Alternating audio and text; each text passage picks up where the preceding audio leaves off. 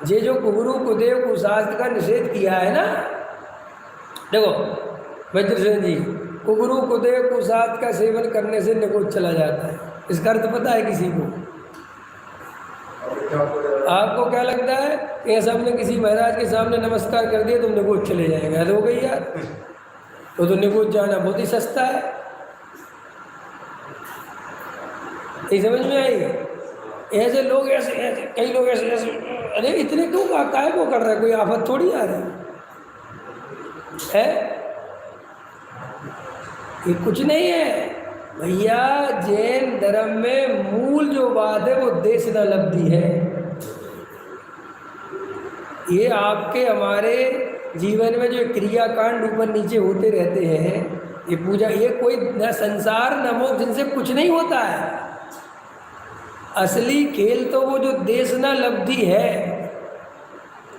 वो तुम जो सुन रहे हो, और वो सुनाने वाला अगर सदोष है, अगर वो गृहीत मिथ्या दृष्टि है, और वो आगम के विरुद्ध कथन करता है, वो वीतरागता की जगह राग का पोषण करता है, वो तुम्हारे ध्यान की जगह धन कैसे बढ़े ये उपदेश देता है, 7 तत्व के निर्णय की जगह शांति धारा से दुख दूर हो जाएगा ये समझाता है,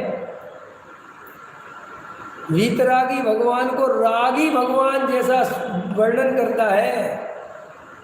बड़े बाबा सारी पीड़ा हर लेंगे तुम्हारी। और ये जो तुम उपदेश सुनोगे और इस उपदेश से तुम ऐसी ही मान्यता बनाओगे, इससे तुम्हारे गृहीत मिथ्यात्व से अगृहीत मिथ्यात्व मजबूत होगा, और कालांतर में उस अगृहीत मिथ्यात्व से निगोच जाओगे। ये है उसका अर्थ। तो इसलिए जैसे कहते ना, दूध का जला छाछ भी फूक फूक के पीता है, तो इसका अर्थ ऐसा ही है कि हमें श्री गुरु उतनी दूर से ही सावधान करते हैं कि ना रहेगा बांस ना बजेगी बांसुरी, कि भैया तू ना कुगुरु के पास जाएगा और ना वहाँ विपरीत उपदेश ग्रहण करके आएगा, और ना तेरी मान्यता मिथ्यात्व की पुष्ट होगी, ना तू निगोच जाएगा। वो बात इतनी सी है, और कोई बात नहीं है। मैंने एक दिन समझाया था कि सम्यक दृष्टि को मस्जिद में बैठा दो, सम्यक दृष्टि को कुगुरुओं के बीच में बैठा दो, चारों तरफ कुगुरु और उसको बीच में बैठा दो। एक कुगुरु की हिम्मत नहीं है कि उसको संसार में निगोच में भेज दे या उसको गृहीत मिथ्यात्व का सेवन करा दे। कैसे कराएगा? तो साहब सम्यक दृष्टि को चला जाना चाहिए मस्जिद। अरे जाए क्यों? अब बात इतनी सी, अब वहाँ कोई प्रयोजन नहीं है, कोई काम नहीं है, क्या करे वहाँ जाकर? आप समझते हो?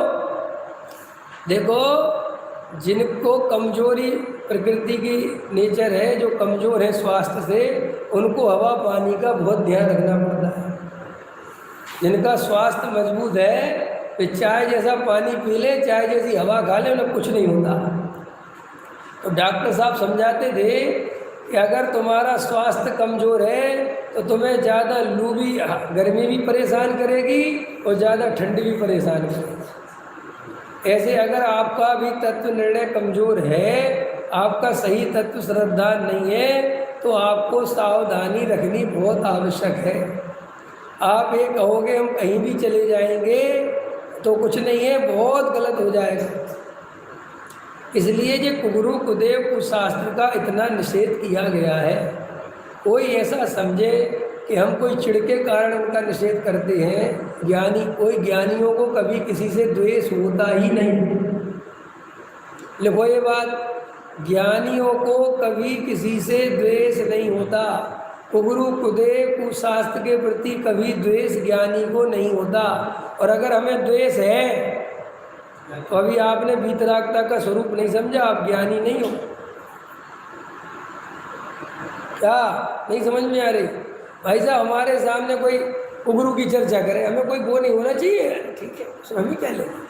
कोई यहाँ से कुगुरु निकले निकल, यानी साहब ये बहुत, अरे कोई जिनको 4 गति में घूमना है, जिनको संसार में रहना है, उनको ऐसे कुगरू चाहिए कि नहीं चाहिए? और जिनको मोक्ष मार्ग में आगे बढ़ना है, जिनको ये तत्व ज्ञान चाहिए है, जिनकी होनहार बली है, उन्हें सुगरू भी चाहिए कि नहीं चाहिए?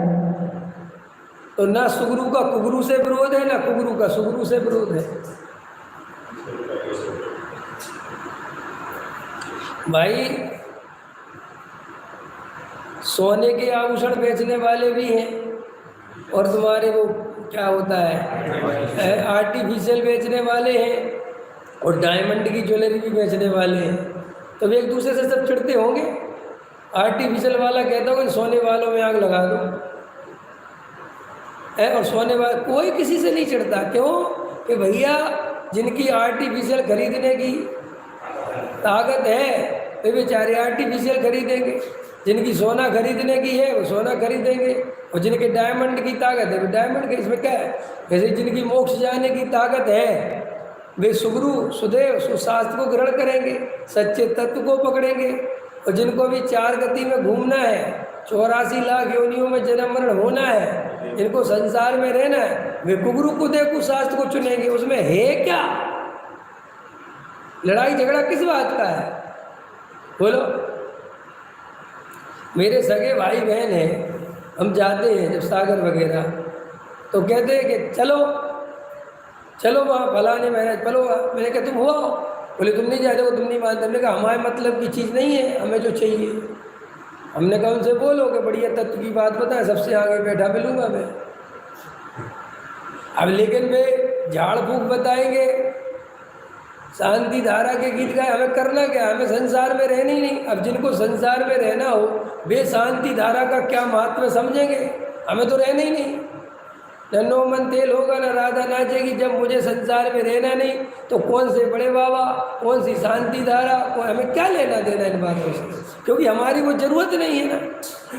और जिन जीवों की वो ज़रूरत है, जिनको अभी संसार में रहना है, संसार अच्छा लगता है, जिनको भैया मोह माया से प्रेम है, जिनको पैसा बढ़ाना, घर बढ़ाना, संयोग बढ़ाना, वे सुने वो अपन क्या कर सकते हैं? तो अच्छा उससे बढ़ता है क्या? कोई कहेगा आज के प्रवचन में आपने तो बता ही दिया कि उनसे बढ़ता होगा। अब बढ़ता है कि नहीं बढ़ता, तुम जाके खुद परीक्षा कर लो। और अगर अभी भी परीक्षा करनी पड़ती है तो तुम्हें वीतरागी धर्म पे श्रद्धा नहीं है, तुम्हें अभी भी लगता है कि कोई देवी देवता हमारी मदद कर देगा और हमारे पैसा बढ़ जाएगा, तो अभी भी तुमने वीतरागी धर्म समझा नहीं।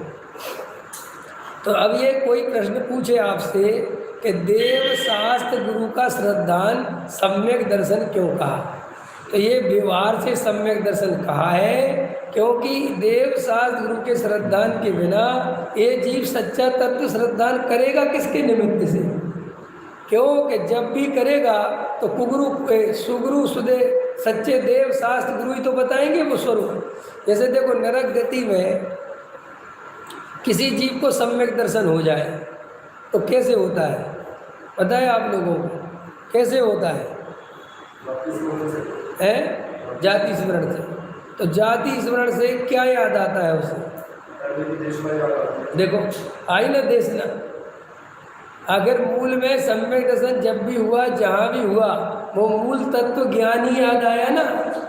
इसलिए मैं आप लोगों से कहता हूँ इस तत्व को ध्यान से सुनो, इतनी रुचि पूर्वक सुनो कि अगर यहाँ गलती कर भी गए और नरक में डंडे पड़े